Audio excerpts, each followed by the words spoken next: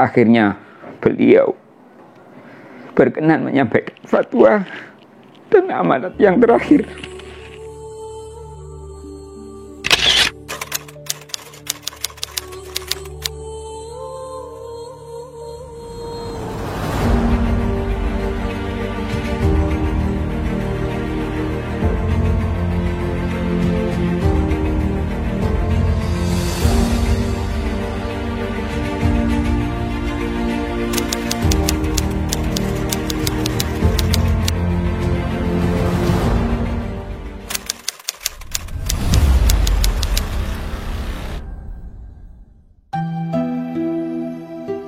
Beliau mu'alif Sholawat Wahidiyah, yaitu Mbah Kyai Haji Abdul Majid Ma'ruf Qaddasallahu sirrahu wa radhiyallahu an ini, memang beliau dilahirkan dari pernikahan Syekh Muhammad Ma'ruf, yaitu pendiri Pondok Pesantren Kedunglo Kediri, dengan beliau Ibu Nyai Hasanah, putri dari Kiai Soleh Banjar Melati Kediri. Dan beliau Mbah Kyai Haji Abdul Majid Ma'ruf Qaddasallahu sirrahu wa radhiyallahu an, beliau lahir pada hari Jumat, yaitu Jumat Wage malam 29 Ramadan 1337 Hijriah, atau pada kalau tanggalan Masehinya tanggal 20 Oktober 1918.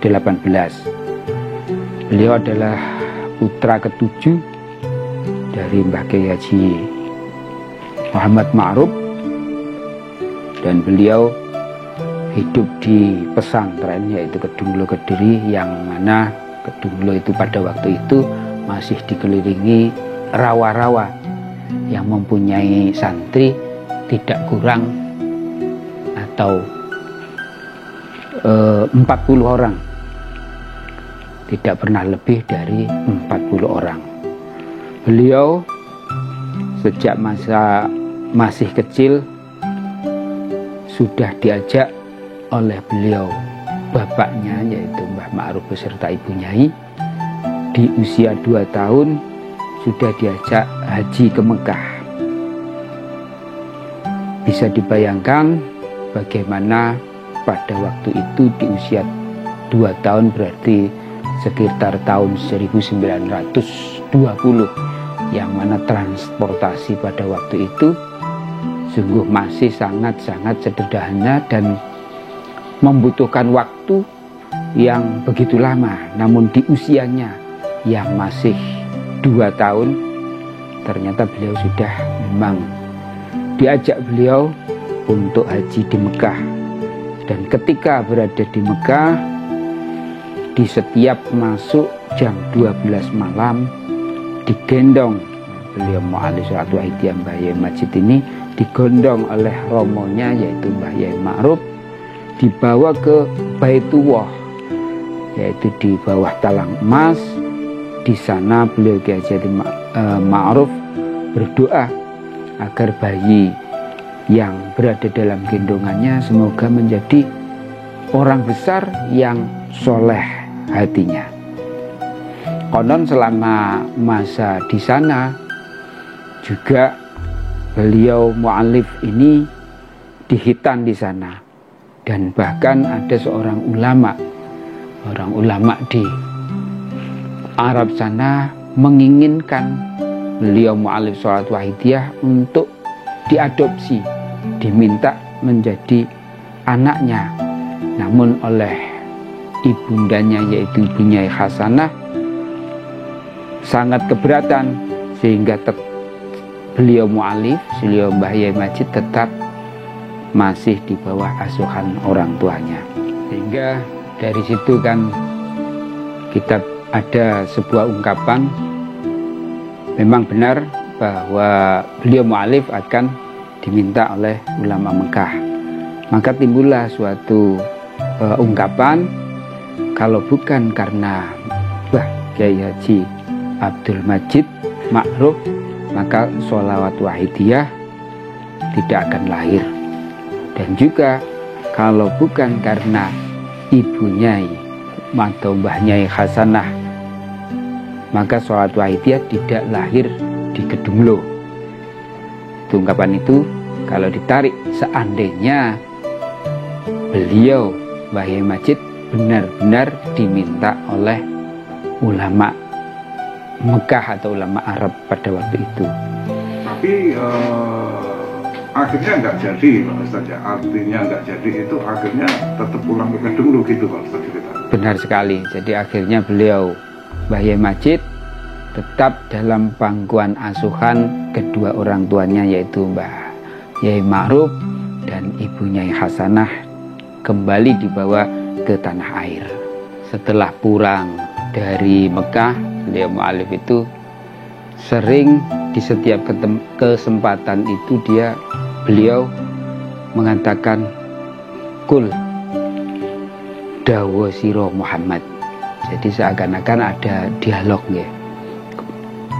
Dan itu terus berlangsung sampai di usia 7 tahun.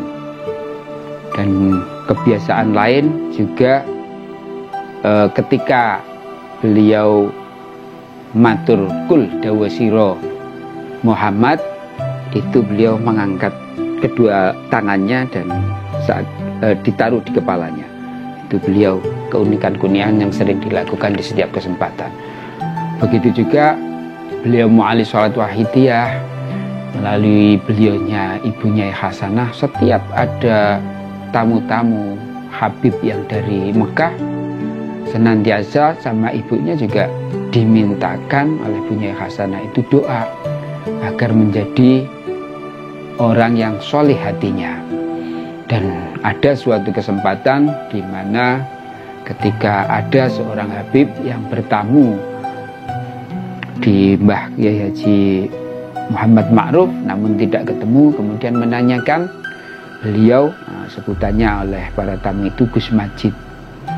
Maka ketika itu dicari, karena pada waktu itu beliau Mbah Yai Majid itu masih bermain dan belum mandi, dan pada saat itu yang ada adalah yang sudah siap, yang setelah mandi dan berpakaian rapi adalah Gus Malik sebutannya di situ.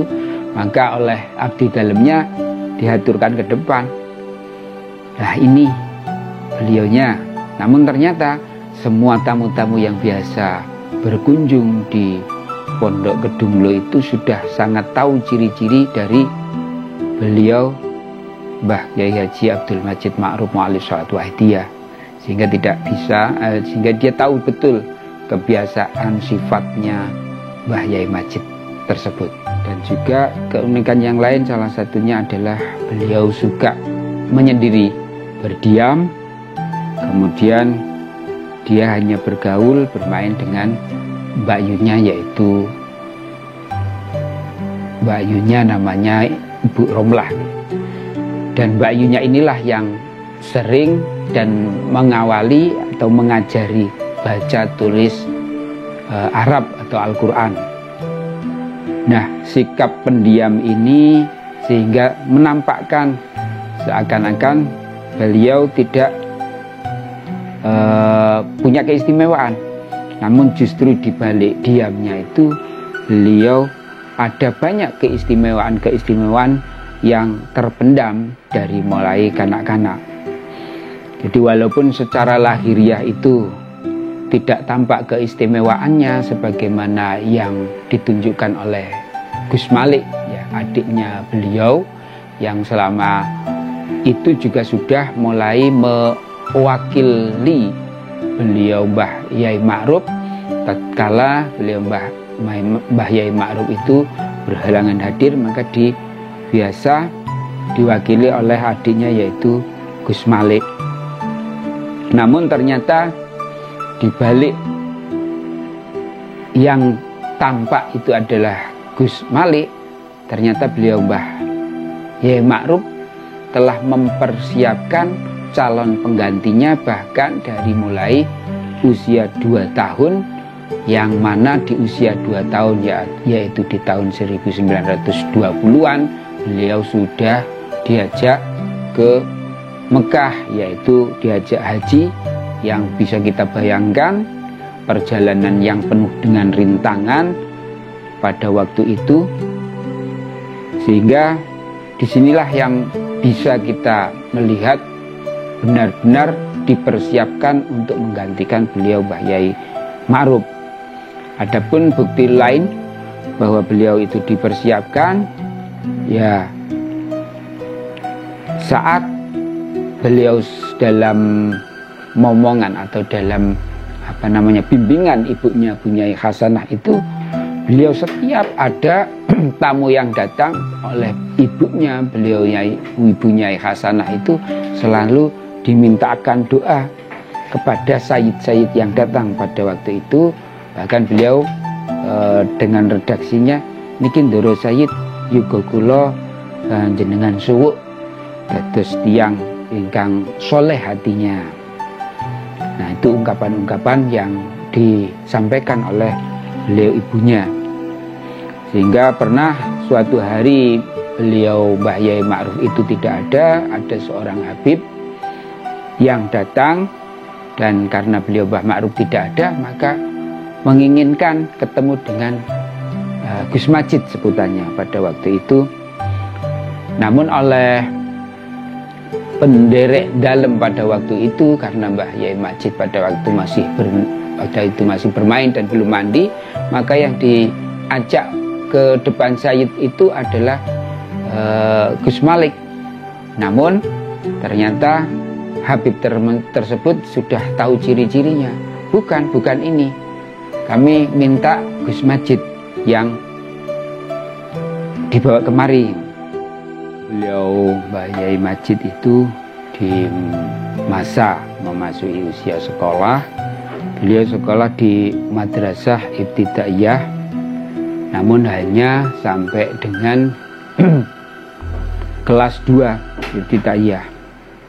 Selanjutnya Mbah Yai Ma'ruf itu mengantar beliau ke pondok pesantren, yaitu ke Jamsaren Solo, yaitu yang diasuh oleh Mbah Yai Abu Ammar pada di Jamsaren Solo itu. Namun setelah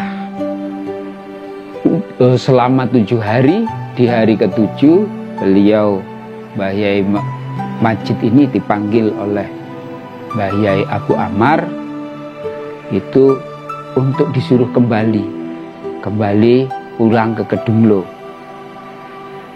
Beliau mengatakan, "Wis Gus, panjenengan kondur," sambil dititipi surat untuk disampaikan kepada ayahnya.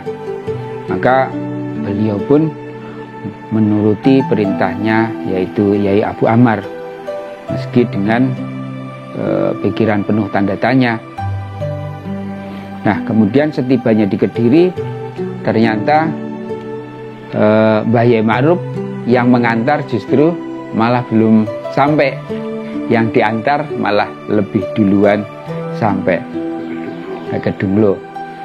Nah, kemudian dengan sifat remajanya yang terus menginginkan untuk mencari ilmu, ingin menambah ilmu, maka beliau pun kemudian mondok kembali dan diantar ke Mojosari, Lojeret, Nganjuk. Begitu pun sama, 7 hari beliau berada di sana, dipanggil oleh gurunya yaitu Yai Zainuddin. "Gus, sampean sampun cekap mboten usah mondok." Nah, itu sama dengan peristiwa yang sebelumnya. Jadi, "Gus, ala bahasa Indonesia, Gus, Anda sudah cukup, pulang saja." Nah, beliau pun kembali ke Kediri dan matur kepada ayahandanya yaitu Mbah Yai Ma'ruf bahwa beliau tadi sudah tidak bersedia memberinya pelajaran. Akhirnya Mbah Ma'ruf pun mendawuhkan, "Wis, kowe tak ulang dhewe. Saulan padha karo 1000 wulan." Jadi beliau Mbah Ma'ruf mengatakan, "Sudah, kamu saya ajar sendiri. 1 bulan sama dengan 1000 bulan." Itu didawuhkan oleh Mbah Yai Ma'ruf. Maka jadi setelah 14 hari, yaitu dari Pondok Jamsaren Solo, kemudian juga yang di Nganjuk, Mojosari, maka selanjutnya diajar sendiri atau diberi pelajaran sendiri oleh beliau Mbah Yai Ma'ruf, sebagaimana beliau Mbah Yai Ma'ruf mendapatkan dari Yai Khalil Bangkalan. Jadi mewarisi ilmu-ilmu dari Mbah Yai Ma'ruf yang dari Bangkalan. Nah, kemudian setiap selesai sholat maghrib, beliau diajari aneka ilmu yang tidak diajarkan di pondok pesantren, sehingga beliau Mbah Yai Ma'ruf sampai bercerita kepada adiknya yaitu Gus Malik bahwa Majid itu tidak kalah dengan anak pondok, karena sebagaimana ungkapannya tadi, 1 bulan sama dengan 1000 bulan. Hingga tak heran kalau beliau Mbah Yai Majid itu kemudian tumbuh menjadi pemuda yang sangat alim dan warok. Ibarat padi itu semakin tinggi semakin menunduk. Dan beliau juga sama, semakin tawaduk dan pendiam, sehingga apapun yang siapapun tidak menyangka kalau di balik kediamannya ternyata beliau mu'allim itu penuh dengan ilmu pengetahuan dan juga sejuta keistimewaan. Nah, keistimewaan itulah yang menunjukkan karomah-karomah yang ada pada diri beliau Mbah Yai Majid Ma'ruf Wali Saud Wahidiyah Qaddasallahu sirah wa radhiyallahu anhu. Ketika beliau Mbah Yai Majid itu berusia 27 tahun, beliau memang sudah hampir menguasai seluruh ilmu dari ayahandanya, dan tampak kedewasaannya beliau Mbah Yai Majid atau yang biasa disebut dengan Gus Majid. Maka tidaklah heran banyak gadis yang tertarik kepada beliau, sosok Gus Majid muda pada waktu itu yang berwajah tampan dan juga rupawan. Namun dari sekian gadis-gadis itu, putri-putri yang mendambangkan dipersunting oleh beliau Gus Majid atau Mbah Yai Majid, di antara itu yang dipilih oleh beliau adalah gadis bernama Sofiah yang pada waktu itu masih berusia 16 tahun, yaitu putri dari Kiai Muhammad Hamzah dengan Ibu Umi Kulsum, buyut Kiai Haji Mansur pendiri kota Tulungagung, yang mendapatkan tanah Pardikan dari Sultan Hamengkubuwono II karena telah berhasil mengeringkan sumber Tulungagung dan kini menjadi alun-alun kota. Nah, semula beliau Mbah Kiai Haji Abdul Majid Ma'ruf ini dijodohkan dengan misanannya atau sepupunya, yaitu bernama Ibu Nyai Zainab, yaitu putri dari Kiai Haji Abdul Karim Manap. Nah, itu berarti sebelum sama Bu Nyai Sofiah ya Pak Ustaz. Oke, jadi sebelum dengan Ibu Nyai Sofiah dijodohkan dengan putri dari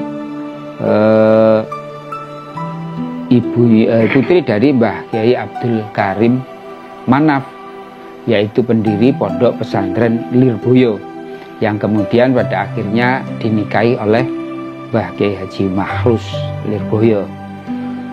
Tapi saat ditawari, beliau mu'alif ini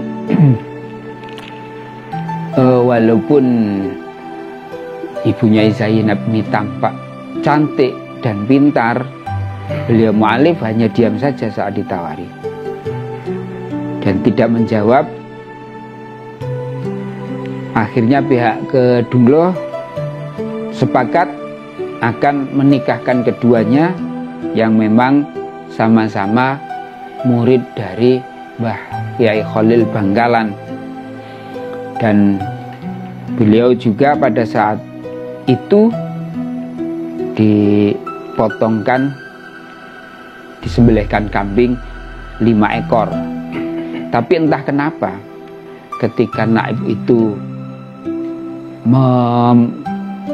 mengatakan ijab, jadi mengucapkan ijab, beliau Mbah Yai Abdul Majid itu, atau sebutannya Gus Majid pada waktu muda, itu tetap diam. Nah, maka dengan diaban itulah akhirnya diketahui bahwa Mbah Yai Majid itu tidak menerima akad tersebut atau tidak menerima ijab tersebut yang ditandai dengan tidak menjawab ketika ucapan ijab itu disampaikan. Nah, kemudian setelah pernikahan itulah yang dapat dikatakan ternyata gagal nikah dengan sepupunya Ibu Nyai Zainab. Nah, setelah pernikahan antara kerabat tersebut batal, maka beliau itu ditawari kembali, yaitu dari Tawangsari yang tadi sudah kami sebutkan, yaitu Ibu Nyai Sofiah dari Tulungagung.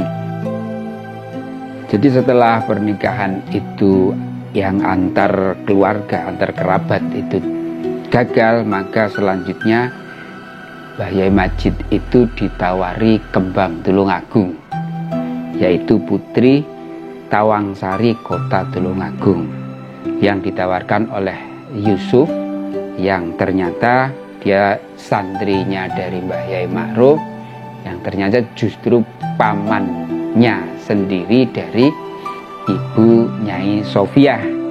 Nah, akhirnya beliau Mbah Yai Majid setuju dan kemudian diajak melihat si gadis tersebut.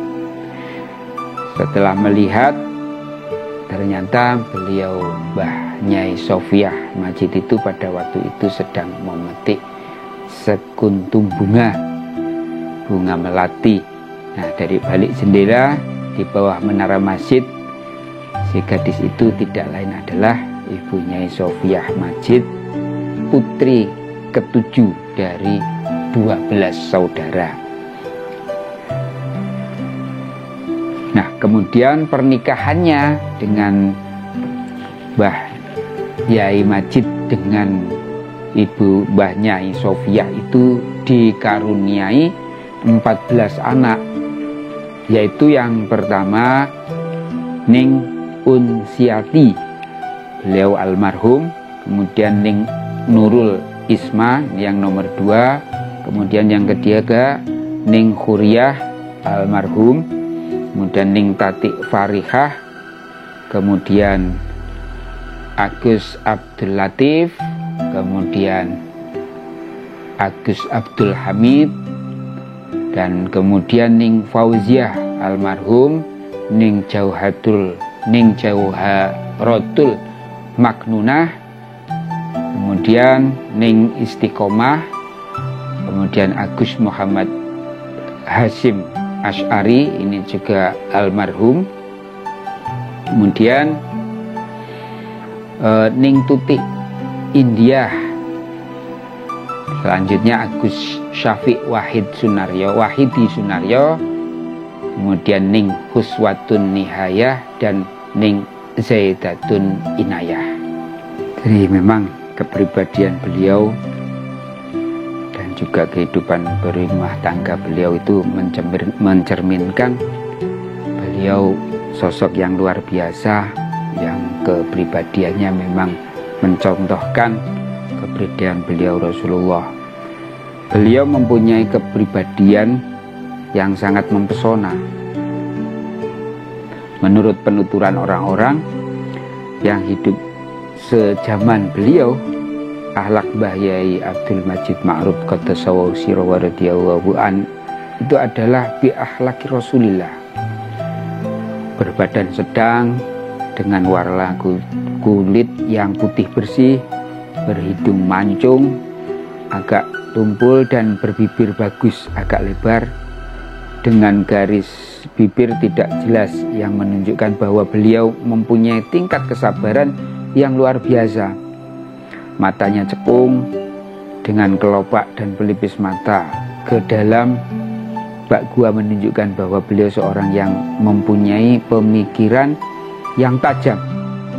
Dan di antara ada kedua matanya terdapat urat halus yang lurus sebagai pertanda bahwa beliau Mbah Yai Majid mempunyai otak atau pemikiran yang brilian. Tangannya halus dan lembut, selembut hatinya yang pemaaf. Kalau berjalan, beliau melangkah dengan pelan tapi pasti, dengan sorot mata mengarah ke bawah. Terkadang beliau juga menoleh ke kiri dan ke kanan untuk melihat situasi dan keadaan jamaah. Beliau mu'alif kalau bicara itu tenang dan santai disertai senyum. Beliau juga sering melontarkan kalimat-kalimat canda yang membuat beliau dan tamunya tertawa. Beliau juga berbicara dengan jawami kalam, artinya kata-kata yang dituturkannya mengandung makna yang banyak, karena beliau mempunyai kemampuan untuk mengungkapkan sesuatu dengan ringkas dan juga padat. Beliau juga mampu memberikan makna yang banyak dalam satu ucapan yang dituturkannya. Beliau juga mengucapkan kata-kata dengan jelas, tidak lebih dan tidak kurang dari yang dikehendaki. Beliau memperhatikan sungguh-sungguh kepada orang yang diajak bicara dengannya. Memang demikian sosok beliau Mbah Yai Majid. Di samping itu beliau dikenal sangat dermawan, tak jarang tamunya yang sowan dan tampak tidak punya ongkos buat pulang diberi ongkos oleh beliau. Pernah juga beliau memberi belanja kepada seorang pengamal yang tidak punya penghasilan. Ada pula seorang pengamal yang ingin tahu keramatnya beliau. Ketika si tamu pamit pulang maksudnya, beliau memberikan jubahnya kepada si tamu tersebut. Beliau sangat memperhatikan kebersihan dan kesucian badannya. Baju yang telah dipakai sekali tidak dipakai lagi, karena tidak heran kalau beliau sering mencuci pakaiannya sendiri, bahkan juga menguras jedingnya sendiri. Dalam masalah ini beliau pernah mengungkapkan rumah itu hendaknya suci seperti masjid dan bersih seperti rumah sakit. Bila marah beliau cuma diam, hanya roman mukanya yang sedikit berubah. Kalau beliau mau berbicara, pertanda bahwa marahnya sudah hilang dan seperti tidak terjadi apa-apa. Perihal marah ini, Mbah Nyai Sofia sebagai orang terdekat yang telah menemani beliau lebih dari 40 tahun menuturkan, kalau beliau kurang berkenan kepada saya, kata Mbah Nyai itu, atau ada kesalahan yang telah saya lakukan tetapi saya kurang menyadarinya, beliau hanya diam saja dengan roman muka sedikit berubah, tidak seperti biasanya. Kalau Mbah Yai sudah demikian, saya bingung dan sedih sekali. Itu dawuh beliau Mbah Nyai. Begitu besarkah kesalahan saya di mata betul beliau? Kemudian satu persatu saya koreksi kesalahan apa yang telah saya lakukan, sehingga beliau tidak menegur saya. Semakin saya koreksi, saya merasakan terlalu banyak kesalahan yang telah saya perbuat, sehingga saya tidak tahu di mana letak kesalahan saya sendiri. Itu dawuh beliau Mbah Nyai. Namun itu tidak berlangsung lama. Sebentar kemudian beliau menegur saya, dan selanjutnya seperti tidak pernah terjadi apa-apa. Nah, dari sini kita tahu bahwa kehidupan rumah tangga beliau jauh dari perselisihan dan tidak pernah terjadi pertengkaran. Kalaupun ada kesalahan yang telah dilakukan, masing-masing sibuk mengoreksi kesalahannya sendiri. Itulah Mbah Yai yang sering berfatwa agar para pengamal lebih sering ngrayai gitoke dhewe atau mengoreksi kesalahannya sendiri ketimbang mengurusi kesalahan orang lain. Dan ternyata lebih dulu diterapkan pada keluarga beliau Mu'allif Sholatu Aidiyah. Kehidupan rumah tangga beliau adalah potret kehidupan rumah tangga harmonis dan sangat bahagia. Sebagai suami, beliau adalah sosok suami yang romantis, amat setia, mencintai dan menyayangi istri sepenuh hati.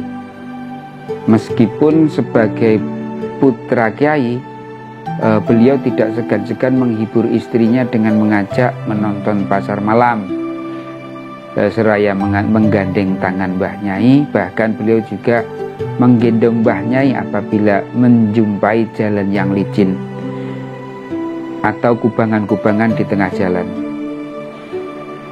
Kalau kami jalan berdua, Mbah Yai itu tidak pernah melepaskan tangan saya, dawuh beliau Mbah Nyai. Beliau selalu menggandeng tangan saya kemana-mana.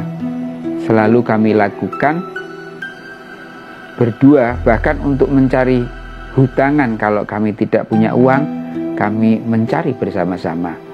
Itu dawuh Mbah Nyai saat menceritakan kemesraan Mbah Yai.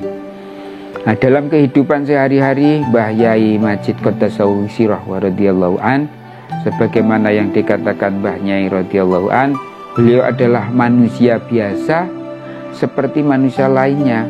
Beliau mencuci baju sendiri dan kerap kali mencucikan baju Mbah Nyai atau baju putri-putrinya yang tertinggal di kamar mandi pribadi beliau. Beliau selalu membantu Mbah Nyai menyelesaikan pekerjaan rumah tangga.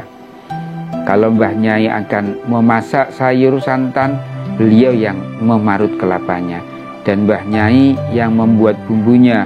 Beliau juga membantu mengasuh putra dan putrinya yang masih kecil-kecil, memandikan, mendandani, bahkan menyuapinya. Kalau persediaan padi hasil panen habis, beliau memanen sayuran kangkung yang beliau tanam sendiri, lalu dijual ke pasar oleh Mbah Nyai untuk dibelikan beras.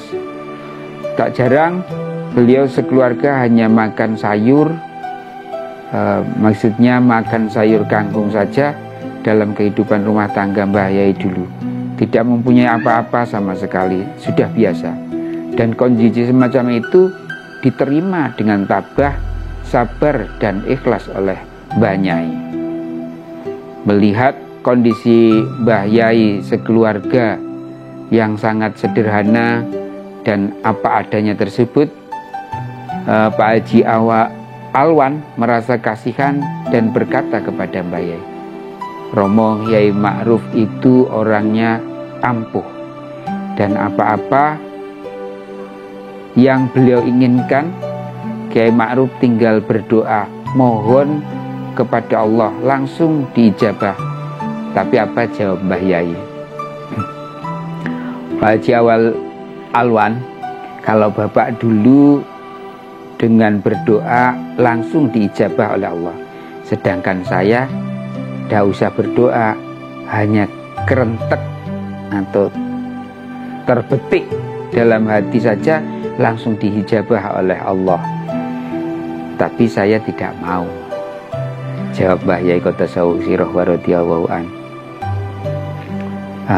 Jawab beliau mengingatkan kepada Rasulullah SAW saat malaikat Jibril merasa sangat prihatin menyaksikan kehidupan harian Rasulullah, makhluk terkasih di sisi Allah yang hidup sangat sederhana, sehingga malaikat Jibril menawari Rasulullah hendak mengubah gunung menjadi emas. Biarlah saya begini, sehari lapar, sehari kenyang. Ketika aku lapar, aku bisa mengingat Tuhanku dan menjadi orang yang sabar.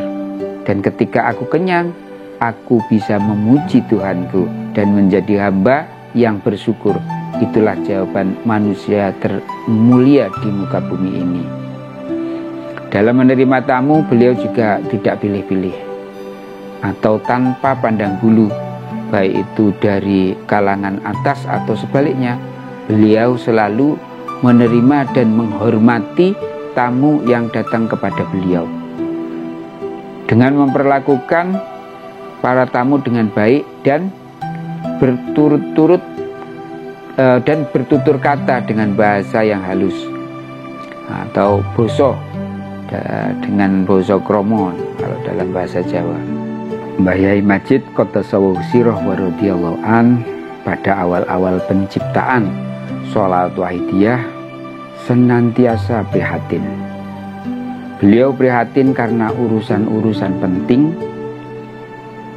yang sedang dihadapinya. Keprihatinan beliau bukanlah berkaitan dengan masalah khusus mengenai diri beliau, melainkan yang berhubungan dengan masyarakat jami'al alamin. Hal lain mengenai beliau adalah setiap orang yang memandang beliau akan merasakan kesejukan yang merasuk ke dalam hati. Dan siapapun yang beliau pandang hatinya pasti bergetar. Aktivitas keorganisasian. Sebelum mentaklif Sholawat Wahidiyah, beliau adalah aktivis NU, yaitu aktivis Nahdlatul Ulama, sebuah organisasi terbesar di Indonesia. Ketika usia remaja, beliau aktif di Ansor dan di Kepanduan, kalau sekarang Pramuka, yang milik NU. Beliau juga gemar berolahraga, khususnya sepak bola. Jadi meskipun beliau terlihat sangat pendiam dan nampak kurang pergaulan, tapi kenyataan beliau adalah seorang yang luas dalam pergaulan. Keaktifannya di NU terus berlanjut meskipun beliau sudah menikah. Beliau pernah menjabat sebagai pimpinan Suriah NU Kecamatan Mojoroto, yaitu di tahun 1948, dan juga Suriah NU Cabang Kodia Kediri. Namun setelah beliau mentaklif Sholawat Wahidiyah dan ajarannya di tahun 1963, beliau tidak lagi aktif di organisasi tersebut. Dalam memimpin organisasi, beliau juga sangat bijaksana. Pernah suatu saat diadakan rapat pimpinan di Bandar Lor, yang hadir ada 5 orang, dan salah satu di antaranya adalah Bapak Alwi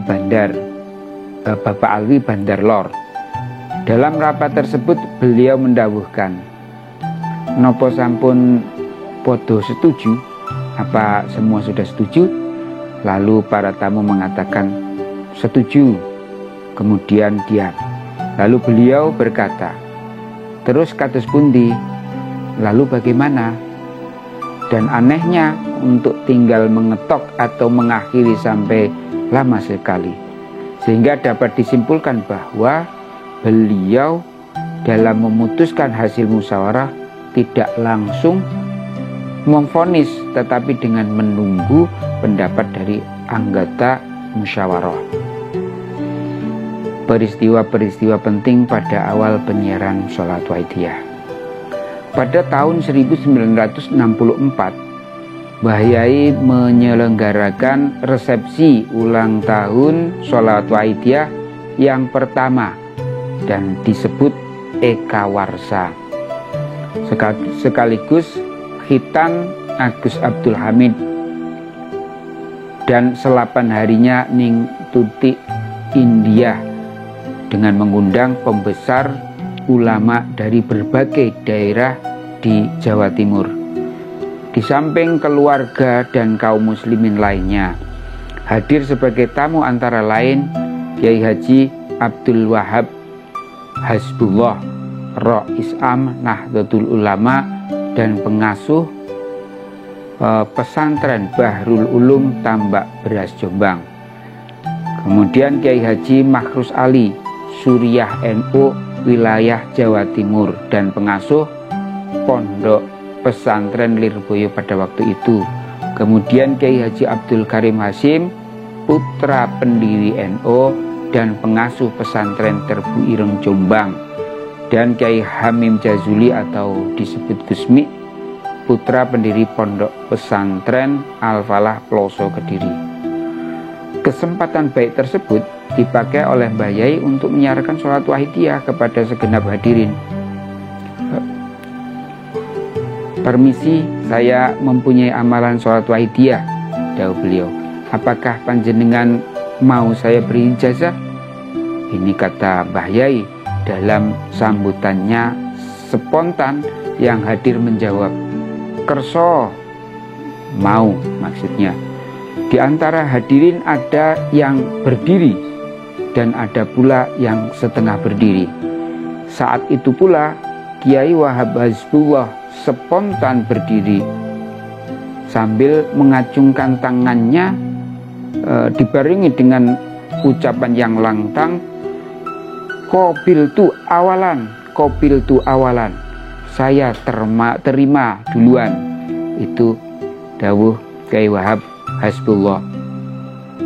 Sementara itu Kiai Wahab Hasbullah dalam sambutannya antara lain mengatakan, hadirin, ilmu Gus Abdul Majid dalam sekali ibarat sumur begitu sedalam separuh meter, sedangkan saya hanya memiliki ukuran 1,2 meter saja. Sholawatnya Gus Majid ini akan saya amalkan. Itu dawuh Kiai Haji Wahab Hasbullah pada waktu itu. Setelah itu beliau semakin gencar dalam menyiarkan sholat wahidiyah. Beberapa ulama utusan Partai NU cabang Kediri bersama-sama bersilaturahim atau bersilaturahmi kepada beliau, mohon penjelasan tentang sholawat wahidiyah. Beliau pun menjelaskan tentang sholat wahidiyah dengan jawaban yang singkat dan tepat. Beberapa pertanyaan yang diajukan diantaranya, sholawat wahidiyah itu prinsipnya apa? Dasarnya apa? Dan menurut kaul yang mana? Maka beliau mu'alif sholat wahidiyah dengan tegas menjawab, sholat wahidiyah itu susunan saya sendiri. Para tamu kembali bertanya, apa benar Yai mengatakan kalau orang yang membaca sholat wahidiyah itu sama dengan ibadah setahun? Dijawab oleh Mbah Yai, oh bukan begitu, saya hanya mendapat alamat kalau membaca sholawat Allahumma kama anta alu dan seterusnya itu sama dengan ibadah 1 tahun. Begitu itu, ya tidak saya jadikan hukum. Ada lagi keterangan lain, orang membaca sholawat Badawi sekali sama dengan khatam dalail 10 kali. Para tamu masih terus bertanya, apa benar Yai kalau tidak mengamalkan sholat wahidiyah itu tidak bisa ma'rifat? Itu kan menjelek-jelekkan thariqah, menafikan thariqah. Dengan tegas dan lugas beliau Mbah Yai menjawab, bukan begitu masalah, jalannya ma'rifat itu banyak. Setelah itu para tamu tidak bertanya lagi. Suatu ketika mu'alif juga memberikan penjelasan mengenai sholat wahidiyah di Dukuh Mayan, Desa Keranding, Kecamatan Mojo, Kabupaten Kediri. Di hadapan para kiai se-Kecamatan Mojo Selatan yang hadir pada saat itu antara lain Kiai Haji Muhammad Jazuli, pengasuh Pondok Pesantren Al-Falah Ploso, dalam khutbah iftitahnya beliau mu'alif sholat wahidiyah mengucapkan Alhamdulillahilladzi atana bil wahidiyati bifadli Robina. Sebelum wahidiyah disebarkan secara umum, beliau mengirimkan sholat wahidiyah yang ditulis tangan oleh Kiai Muhaimin almarhum santri Kedunglo kepada para ulama Kediri dan sekitarnya, disertai surat pengantar yang beliau tanda tangani sendiri. Sejauh itu tak satu pun kiai yang dikirimi sholawat mempersoalkan sholat wahidiyah. Semua doa sholat itu baik, begitu komentar para kiai waktu itu. Kalau pada akhirnya muncul pengontras wahidiyah oleh Mbah Yai, pengontras itu justru dipandang sebagai kawan seperjuangan, bukan sebagai lawan. Sebab dengan adanya pengontras mendorong pengamal jadi lebih giat dalam bermujahadah. Dan sesungguhnya para pengontras itu ikut menyiarkan wahidiyah dengan cara dan gayanya sendiri-sendiri. Karena dengan adanya pengontras itu, orang yang semula belum tahu wahidiyah menjadi tahu. Mereka juga ikut andil dalam perjuangan fafiru ilallah wa rasulihi sallallahu alaihi wasallam. Mbah Yai kurang sehat, beliau gerah sakit, dan kabar itu segera menyebar ke seluruh peserta resepsi Mujahadah Kubro. Di bulan Rajab tahun 1989, kontan saja resepsi Mujahadah Kubro dalam rangka memperingati peristiwa Isra Mi'raj Nabi Muhammad sallallahu alaihi wasallam. Wafatnya beliau mu'alif sholat wahidiyah radhiyallahu an. Romo Yai atau Mbah Yai kurang sehat, beliau gerah atau sakit, dan kabar itu segera menyebar ke seluruh peserta resepsi Mujahadah Kubro di bulan Rajab tahun 1989. Kontan saja resepsi Mujahadah Kubro dalam rangka memperingati Isra Mi'raj Nabi besar Muhammad sallallahu alaihi wasallam menjadi lain dari biasanya. Suasana syahdu terasa sangat melingkupi hari-hari Mujahadah Kubro, apalagi pada malam pertama, kedua, dan ketiga. Mbah Yai tidak miyos, tidak hadir secara langsung ke tempat acara untuk menyampaikan fatwa dan amanah. Pada malam terakhir, sebenarnya beliau sudah melimpahkan pengisian fatwa dan amanat kepada orang lain. Tetapi hadirin para pengamal sholat wahidiyah sangat merindukan beliau hadir di tengah-tengah peserta untuk mendengarkan langsung fatwa terakhir beliau. Kemudian wakil dari peserta menyampaikan kepada Mbah Yai akan kerinduan dan pintaan para pengamal kepada Mbah Yai.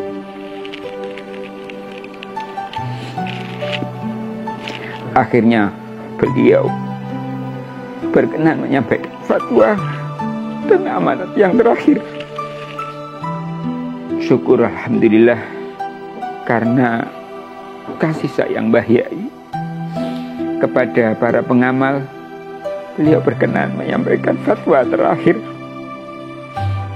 di malam terakhir pelaksanaan Mujahadah Kubro. Meski dari kamar dalam tengah pada kesempatan tersebut, beliau menjelaskan sholat wahidiyah kepada seluruh hadirin untuk diamalkan dan disiarkan dengan kalimat ajastukum ihadi sholawatil wahidiyah fi amali wa nashri. Jadi beliau menyampaikan ajastukum bihadihi sholawatil wahidiyah, ajastukum bihadihi sholawatil wahidiyati fi amali wa nashri. setelah itu kondisi kesehatan beliau semakin menurun. Walaupun demikian, beliau juga masih berkenan mengisi pengajian minggu pada dari dalam. Jadi pengajian minggu pagi dari dalam. Begitulah beliau Mbah Yai Qaddasallahu sirrah. Di akhir-akhir hayatnya beliau masih membimbing dan mentarbiyah pengikutnya.